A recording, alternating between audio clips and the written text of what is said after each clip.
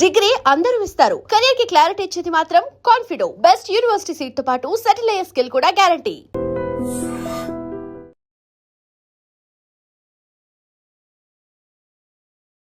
Welcome to iDream media. So cholesterol levels ఎక్కువగా ఉంటే heart attack వస్తుందని చెప్తూ ఉంటారు. అసలు ఏంటి లెవెల్స్ ఎంత ఉండాలి, కొలెస్ట్రాల్ అనేది ఎందుకు పెరుగుతుంది బాడీలో, మరి ఎట్లా తగ్గించుకోవాలి న్యాచురల్గా, వివరాలు తెలుసుకుందాం. ఈరోజు మనతో పాటు ఉన్నారు ప్రముఖ ఇంటర్వెన్షనల్ కార్డియాలజిస్ట్ డాక్టర్ కావ్య గారు from KIMS sunshine Begumpet. Doctor గారు నమస్తే అండి. డాక్టర్ గారు, జనరల్గానే కొలెస్ట్రాల్ బాగా ఎక్కువైంది, హార్ట్ అటాక్ వచ్చింది అని చెప్తూ ఉంటారు. కొలెస్ట్రాల్ అనేది మన బాడీలో ఎందుకు ఎక్కువ అవుతుంది, ఎంత లెవెల్ వరకు ఉంటుంది ఎక్కువగా అంటాము, ఇది గుండె హార్ట్ అటాక్కి ఎలా దారితీస్తుంది? ఓకే, మీరు అన్నట్టు కొలెస్ట్రాల్ ఎక్కువ ఉండడం చాలా పెద్ద కారణం హార్ట్ అటాక్ రావడానికి. హార్ట్ అటాక్ అంటే కార్డియోవాస్క్యులర్ డిజీజ్, అంటే బ్రెయిన్ స్ట్రోక్ కూడా హార్ట్ అటాక్, పెరిఫరల్ వెసల్స్ అంటే మన కాలు రక్తనాళాల్లో జబ్బు రావడం కూడా కొలెస్ట్రాల్ ఎక్కువ ఉన్నప్పుడు వస్తుంది. సో ఏమవుతుందంటే కొలెస్ట్రాల్ బిల్డప్ అయినప్పుడు అథెరోస్క్లెరోసిస్, ఆ పదం వినుంటారు. అదేంటంటే మన రక్తనాళాల్లో ఫ్యాట్ డిపాజిట్ లాగా అయిపోతుంది. మెల్లిమెల్లిగా ఏమవుతుందంటే ఆ రక్తనాళం తగ్గిపోతుంది, సన్నబడుతుంది అనమాట ఓవర్ టైం. అండ్ సడన్గా అందులో బ్లడ్ క్లాట్ ఏమైనా వస్తే హార్ట్ అటాక్ వస్తుంది. సో ఈ కొలెస్ట్రాల్ ఎక్కువ ఎలా అవుతుంది, మెయిన్లీ మన డయట్ ఒకవేళ fried foods, fast foods, deep fatty foods ఉన్నప్పుడు కొలెస్ట్రాల్ లెవెల్స్ పెరుగుతాయి. ఇంకొక కారణం ఏంటంటే ఫ్యామిలియర్ హైపర్ కొలెస్ట్రాలిమియా అని ఉంటాయి. ఫ్యామిలీ హిస్టరీలో ఫ్యామిలియర్ టెండెన్సీస్ ఉంటాయి జెనెటిక్గానే వేరే వేరే కొలెస్ట్రాల్స్ పెరగడానికి బాడీలో. సో అవి కూడా ఎక్కువ ఉన్నప్పుడు హార్ట్ అటాక్కి ప్రీడిస్పోజిషన్ ఇస్తుంది. ఓకే, అంటే ఈ లెవెల్ ఉంది ఇప్పుడు హార్ట్ అటాక్ వస్తుంది అంటే ఎంత లెవెల్స్ ఉంటే మనం చెప్తాం? అంటే ఇప్పుడు మన ఇండియన్ పాపులేషన్కి ఆన్ యావరేజ్ ఎల్డిఎల్ కొలెస్ట్రాల్ అనేది మనం ఎక్కువ చూస్తాం. ఎల్డిఎల్ అంటే లో డెన్సిటీ లైపోప్రోటీన్ కొలెస్ట్రాల్. వేరే వేరే రకమైన కొలెస్ట్రాల్స్ ఉంటాయి, మీరు లిపిడ్ ప్రొఫైల్లో చూస్తుంటారు. At least around 6-7 tests order. అందులో ఎల్డిఎల్ కొలెస్ట్రాల్ అనేది అన్ని స్టడీస్లో ఎక్కువ రీసెర్చ్ అయింది ఆ మాలిక్యూల్ మీద, ఆ కాంపౌండ్ మీద.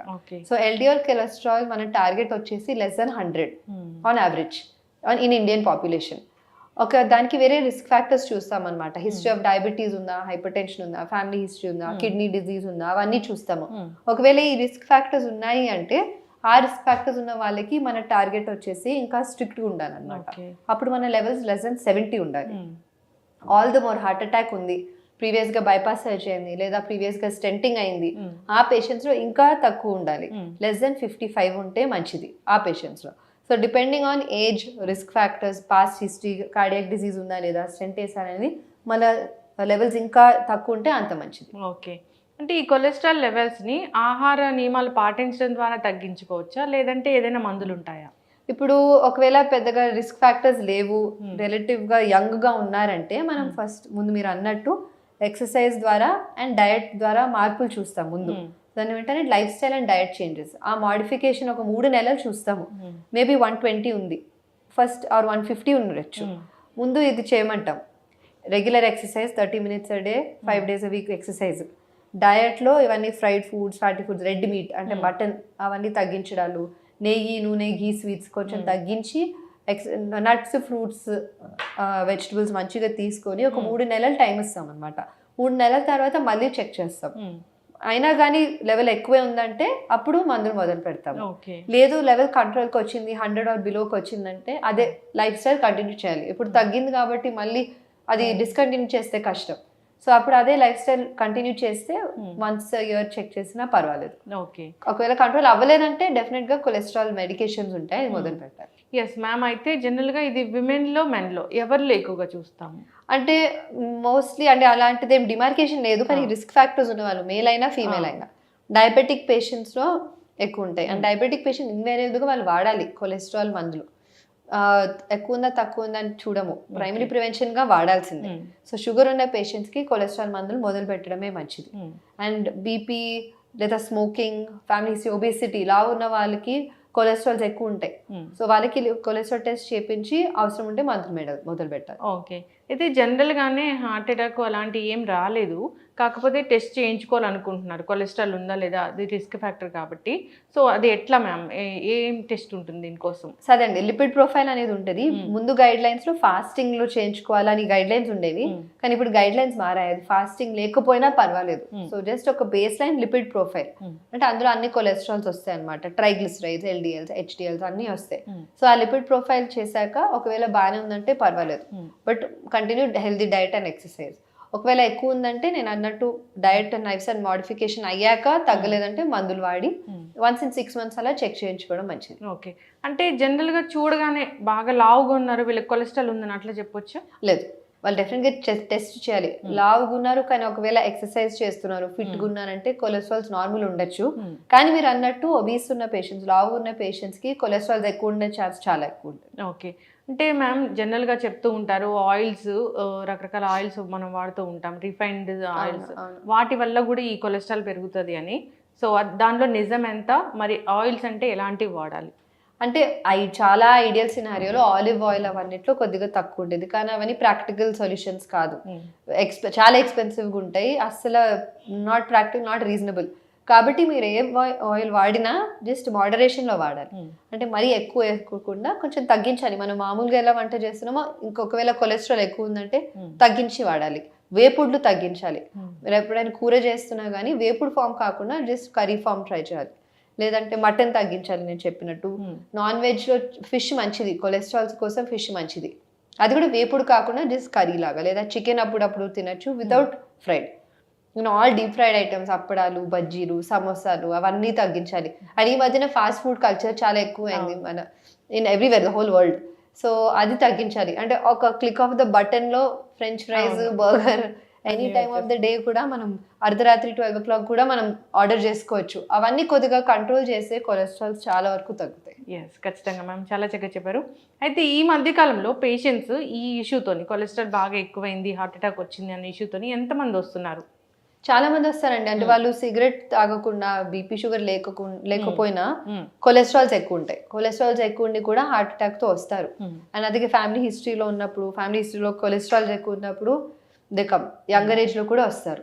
ఓకే. అయితే వెజ్, నాన్ వెజ్ ఇలా చూసుకుంటే నాన్ వెజిటేరియన్స్లోనే ఇది రిస్క్ అనేది ఎక్కువగా ఉంటుందా? అంటే మటన్, రెడ్ మీట్, నేను అన్నట్టు రెడ్ మీట్ ఎక్కువ తినే వాళ్ళకి కొలెస్ట్రాల్స్ ఎక్కువ ఉంటాయి. సో మటన్ చాలా వరకు తగ్గించాలి. చికెన్ పర్వాలేదు, ఫిష్ మంచిది. అండ్ వెజిటేరియన్స్లో చాలా మంది అంటారు మేము వెజిటేరియన్స్ కదా, మాకు కొలెస్ట్రాల్స్ బాగానే ఉంటాయి. వాళ్ళకి మనం అబ్జర్వ్ చేసేది ఏంటంటే స్వీట్స్ ఎక్కువ తింటారు, నెయ్యి ఎక్కువ వేసుకుంటారు, చాలా నెయ్యి వేసుకుంటారు. ఓవర్ అండ్ అబవ్, అంటే వంట రోజు కాకుండా, నూనె కాకుండా నెయ్యి పైనుంచి వేసుకుంటారు, రోటీ మీద వేసుకుంటారు, కూరలో వేసుకుంటారు, అన్నిట్లో. అండ్ ఘీ స్వీట్స్ మన ఇండియన్స్కి ఇప్పుడు ఫెస్టివల్ సీజన్ అది కూడా. సో ప్రతి వాళ్ళ ఇంటికి 10 డబ్బాలు వస్తుంటాయి స్వీట్స్ది. ఘీ స్వీట్స్ బాగా కంట్రోల్ చేయాలి. బికాస్ ద అమౌంట్ ఆఫ్ ఘీ, ఎంత నెయ్యి వాడతారు అందులో. సో అవన్నీ తగ్గిస్తేనే మన కొలెస్ట్రాల్స్ కంట్రోల్ వస్తాయి. ఎస్, ఖచ్చితంగా మ్యామ్. సో హార్ట్ పదిలంగా ఉండాలి, హెల్దీగా ఉండాలి అంటే సో ఏం చేయాలి? మార్నింగ్ నుంచి ఈవినింగ్ వరకు అసలు మన లైఫ్ స్టైల్ అనేది ఎట్లా ఉండాలి? అదండి. సో రోజుకి ఒక 30 నిమిషాలన్నా ఎక్సర్సైజ్ చేయాలి. ఆ ఎక్సర్సైజ్ ఏదైనా అవ్వచ్చు, jogging, swimming, cycling, walking, yoga ఏదైనా అవ్వచ్చు. కానీ 30 నిమిషాలు ఖచ్చితంగా అవ్వాలి. అది మీరు రెగ్యులర్ రూటీన్ కాకుండా డెడికేటెడ్గా ఒక అరగంట చేయాలి. అండ్ వారానికి ఒక 5 రోజులన్నా చేయాలి. అది కాకుండా ఇప్పుడు నేను చెప్పిన డయట్లో చేంజెస్ ఇవన్నీ పాటించాలి. నట్స్, ఫ్రూట్స్, వెజిటబుల్స్ అన్నీ తీసుకోవాలి ఎక్కువ. Fried foods, fatty foods, soft drinks, sugary content అవన్నీ కొంచెం తగ్గించాలి. అండ్ డ్రింక్స్ ఒకవేళ చాలా రోజు తాగుతున్నారంటే అది కంట్రోల్ చేయాలి. వారానికి 1 to 2 times పర్వాలేదు. ఐడియల్గా అది కూడా తగ్గిస్తే మంచిది, కానీ వారానికి 1 to 2 times పర్వాలేదు. అండ్ సిగరెట్ స్మోకింగ్ చాలా వరకు కట్ డౌన్ అవ్వాలి, 0 అవ్వాలి cigarette smoking. And sound sleep. Yes, ఖచ్చితంగా మ్యామ్. స్లీప్ అసలు ఎవరికి లేదు. సో నిద్రపోవట్లేదు ఎవరు కూడాను. స్క్రీన్ టైం కూడా ఎక్కువ ఉంది. మీలాంటి డాక్టర్స్ అందరూ చెప్తూనే ఉంటారు జాగ్రత్తలు. స్ట్రెస్ కూడా చాలా స్ట్రెస్ పెరిగిపోయింది. సో ఎక్కువగా ఈ మధ్యకాలంలో చూస్తూ ఉన్నాం ఏంటంటే యంగ్ ఏజ్లో హార్ట్ అటాక్ వచ్చింది, అది తీసుకెళ్లే లోపే చనిపోయారు అని. సో ఇలాంటివి చూస్తూ ఉన్నాం, రిపీట్ అవ్వకుండా చూసుకోవాలని కోరుకున్నాం. సో డాక్టర్స్ అందరూ మంచి మంచి మెసేజ్లు ఇస్తూ ఉంటారు, ఇలాంటి మాధ్యమాల ద్వారా చెప్తూ ఉంటారు. అవేర్నెస్ అనేది వచ్చింది కానీ ఎక్కడెక్కడో మిస్టేక్ అనేది జరుగుతుంది. అదే మీరు అన్నట్టు అవేర్నెస్ చాలా వరకు పెరిగిందండి. ఎస్పెషల్లీ యంగర్ జనరేషన్లో కూడా వాళ్ళు అందరూ కొంచెం ఫిట్నెస్ అండ్ ఎక్సర్సైజింగ్, ఒబేసిటీ తగ్గించడం అవన్నిటి మీద కొంచెం ధ్యాస పెడుతున్నారు ఈ మధ్యన. బట్ ఇంకా చాలా వరకు చేయాలి. మీరు అన్నట్టు మిస్ అవుతున్నాయి. కొందరు ఏమనుకుంటారంటే ఇది కార్డియాక్ పెయిన్ కాదు, ఇది గ్యాస్ట్రిక్ పెయిన్ అయి ఉంటుంది అని వదిలేస్తారు. అప్పుడు లేట్ అయిన కొద్దికి ప్రాబ్లం ఇంకా పెరుగుతుంది. ఎస్, జనరల్గా అంటే ఖచ్చితంగా వచ్చింది గుండె నొప్పి అని ఎట్లా తెలుస్తుంది మ్యామ్?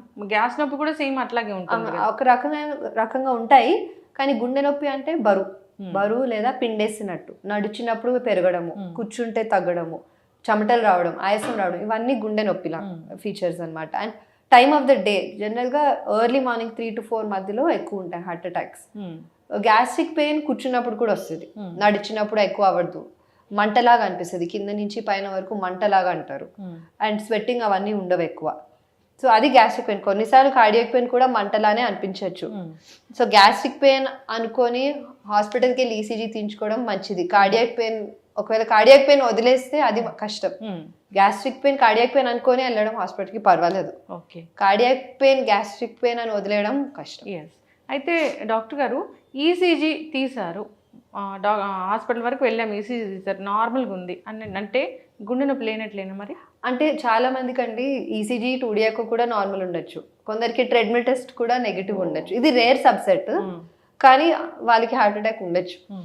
సో వాళ్ళు అలాంటి పేషెంట్స్ యాంజియోగ్రామ్లోనే బయటపడుతుంది. ఈ మధ్యన చాలా మంది సిటీ కాల్షియం స్కోర్ చేయించుకుంటున్నారు, CT coronary angiogram or just CT calcium score, coronary calcium score. అదొక అంటే ఇట్స్ గుడ్ స్క్రీనింగ్ టూల్ లాగా అది మంచిగా పనిచేస్తుంది. ఒకవేళ నార్మల్ ఉందంటే సిటీ కొరోనరీ యాంజియోగ్రామ్ వదిలేసుకోవచ్చు, ఒకవేళ అందులో డౌట్ ఉందంటే నెక్స్ట్ యాంజియోగ్రామ్ చేసి కన్ఫర్మ్ చేసుకోవచ్చు. ఓకే, సిటీ కొరోనరీ యాంజియో ఇది ఎవరికి చేస్తారు అసలు జనరల్గా? అంటే వస్తుందని భయం ఉన్న వాళ్ళు ఎవరైనా చేయించుకోవచ్చు, కానీ ఇప్పుడు ప్రీ టెస్ట్ ప్రాబబిలిటీ అని ఒక పదం ఉంటుంది. అదేంటంటే యంగ్ ఇండివిజువల్ యాక్టివ్గా ఉన్నారు, రోజు 1-2 kilometers నడుస్తున్నారు ఇబ్బంది లేకుండా అంటే వాళ్ళలో చేయడంలో అర్థం లేదు. బట్ ఒకవేళ డయాబెటిక్ పేషెంట్ ఉన్నారు, కొద్దిగా హెఫ్టీగా ఉన్నారు, యాక్టివ్ లైఫ్ స్టైల్ లేదంటే అండ్ కొద్దిగా ఎటిపికల్ పెయిన్ ఆర్ ఏదో ఒక పెయిన్ ఉంది, వాళ్ళలో చేయడంలో అర్థం ఉంది. అంటే ఏదైనా ఇంకా అంత దూరం వెళ్ళకుండా జనరల్గా ఏదైనా ఒక బ్లడ్ టెస్ట్ ఉంది, హార్ట్ ఇష్యూ ఉందో లేదో తెలుస్తుంది అంటే ఏమైనా ఉంటుందా? బ్లడ్ టెస్ట్ కాదండి, కానీ ECG 2D echo treadmill test చాలా వరకు ట్రెడ్మిల్ టెస్ట్లోనే బయటపడతాయి. కానీ అదే diabetic patient silent heart attacks అంటారు, అందుకని వాళ్ళకి లో థ్రెషోల్డ్గా మనం ECG 2D echo treadmill test base లైన్గా చేయించుకోవాలి. ఓకే, ఆ ట్రెడ్మిల్ నెగిటివ్ వచ్చింది అయినా కానీ పేషెంట్కి ఏదో సిమ్టమ్స్ ఉన్నాయంటే దెన్ మనం ఫర్దర్గా వెళ్ళాలి. ఓకే, గుండెలో బరువుగా ఉంటే ఇంకా అది హార్ట్ అటాక్. గుండెలో బరువు ఉంది, నడుస్తుంటే ఎక్కువ అవుతుంది, మెట్లు ఎక్కినప్పుడు ఎక్కువ అవుతుంది. ఒకవేళ మేబీ మొన్నటి వరకు మీరు ఒక 3 అంతస్తులు ఎక్కుతున్నారు ఇబ్బంది లేకుండా, ఆయాసం లేకుండా, ఛాతీలో బరువు లేకుండా, కానీ ఈ మధ్యన కష్టం అవుతుంది కాబట్టి తగ్గించరు, మేబీ లిఫ్ట్ వాడుతున్నారు దాని బదులు, లేదా ఒక అంతస్తు ఎక్కాక ఇబ్బంది పడుతున్నారు, కూర్చొని మళ్ళీ ఎక్కుతున్నారు అంటే ఏదో మార్పు వచ్చింది, అప్పుడు ఫర్దర్ టెస్టింగ్ మంచిది. చాలా మంది వాళ్ళ లైఫ్ స్టైల్ ని అడ్జస్ట్ చేసేసుకుంటారు ఇబ్బంది రాకుండా ఉండడానికి, కానీ అది కూడా సిగ్నిఫికెంటే కదా. మొన్నటి వరకు ఇంత పని చేయగలిగారు కానీ ఇప్పుడు అది తగ్గింది. సో అది ఎందుకు అయింది అనేది చూడాలి. అంటే ఎవరికైనా హార్ట్ అటాక్ వచ్చింది అంటే ఆ స్టెంట్లు వేయడం ఒక్కటే వైద్యమా? లేదు, ఇప్పుడు హార్ట్ అటాక్ అంటే మేజర్ హార్ట్ అటాక్ వచ్చిందంటే యాంజియోగ్రామ్ తర్వాత మనకు తెలుస్తుంది ఎంత సిగ్నిఫికెంట్ వరకు వచ్చింది. అంటే హార్ట్ అటాక్ వచ్చిందంటే మోస్ట్లీ స్టెంటే పడుతుంది, కానీ మైల్డ్ డిజీజ్ కూడా ఉంటాయి. యాంజియోగ్రామ్ చేసాము మేబీ జస్ట్ 20-30% బ్లాక్ ఉంది, 50% బ్లాక్ ఉంది, అప్పుడు మందులు సరిపోతాయి. అంటే రక్తం పలుచగా చేసే మందులు, బీపీ షుగర్ కంట్రోల్ చేయడం. అయితే డాక్టర్ గారు జనరల్గా బీపీ ఉందని కానీ అందరు భయపడిపోతూ ఉంటారు. సో బీపీ లెవెల్స్ ఈ మధ్య ఏదో మారాయి, 140/90 వరకు కూడా బీపీ ఉండొచ్చు సో అని చెప్తూ ఉన్నారు. దీంట్లో వాస్తవం ఎంత? సో టాబ్లెట్స్ అనేది ఖచ్చితంగా వాడాల్సి ఉంటుందా? బీపీ ఎక్కువ అవుతాయి హార్ట్ అటాక్ వస్తుందా? బీపీ పేషెంట్స్లో హార్ట్ ప్రాబ్లం రావడం 2 to 3 times హయ్యర్, గుండె జబ్బు రావడము, స్ట్రోక్ రావడం, అవన్నీ రావడం. అండ్ మన ఇండియన్ పాపులేషన్లో 1/3 అంటే ఆల్మోస్ట్ 30% మనుషులకి బీపీ ఉంది, అండ్ అది కంట్రోల్ చేసే మనుషులు only 12% statistically. So that very poor control అనమాట. And BP target is 130/80 or less. So అది గ్రాస్ గా గుర్తుపెట్టుకోవాలి, 130 or 80 ఆర్ దానికంటే తక్కువ. చాలా మంది అంటారు ఆ కంట్రోల్ ఉంటుంది, 140 ఉంటుంది ఇంట్లో. 140 అంటే కంట్రోల్ కాదు, ఓన్లీ ఏంటంటే అబవ్ 65 to 70 years పేషెంట్స్ కి మనం కొద్దిగా 140 వరకు యాక్సెప్ట్ చేయొచ్చు, కానీ వాళ్ళు టాలరేట్ చేస్తున్నారంటే 130 కంటే తక్కువే మెయింటైన్ చేయాలి. ఓకే, అంటే ఇట్లా సిస్టోలిక్ డయాస్టోలిక్ అని ఉంటుంది కదా, అంటే పైన ఉన్న సిస్టోలిక్ ఇస్ పైనది 130, డయాస్టోలిక్ అనే కిందది 80. ఒకసారి ఈ డయాస్టోలిక్ అనేది ఎక్కువగా ఉంటుంది అంటే అప్పుడు అది హార్ట్ ఇష్యూని ఇండికేట్ చేస్తుందా? డెఫినెట్ గా అది కూడా కంట్రోల్లో ఉండాలి.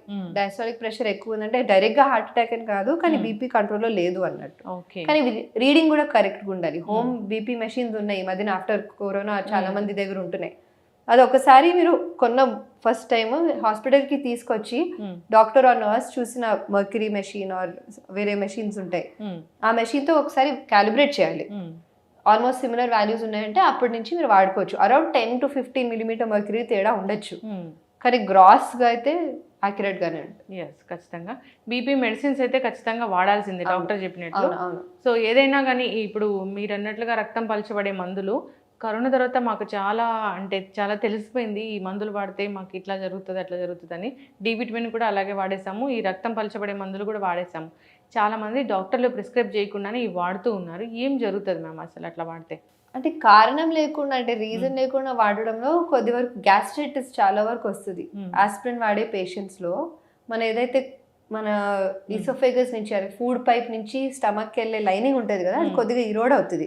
సో చాలా సివియర్ గ్యాస్ట్రిక్ అల్సర్స్, గ్యాస్ట్రైటిస్ రావచ్చు ఒకవేళ కారణం లేకుండా ప్రిస్క్రైబ్ చేసేసారు అనుకోండి.